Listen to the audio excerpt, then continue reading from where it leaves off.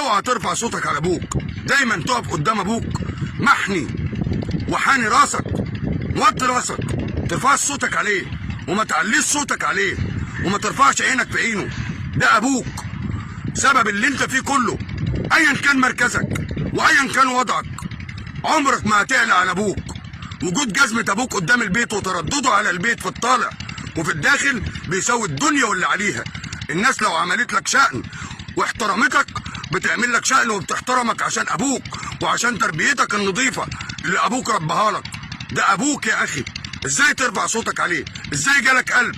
ان عصيت ابوك ورفعت صوتك عليه تبقى عصيت ربنا سبحانه وتعالى. سامع ولا لا؟ وجود جزمة ابوك قدام البيت، بكررها تاني، بتساوي الدنيا كلها. انت لو شلت جزمة ابوك على راسك ولفيت بيها الدنيا كلها، شرف ليك. سامع؟ شرف ليك. ده ابوك. لو غضبته او عصيته تبقى غضبت ربنا وعصيته. ربنا يهديك.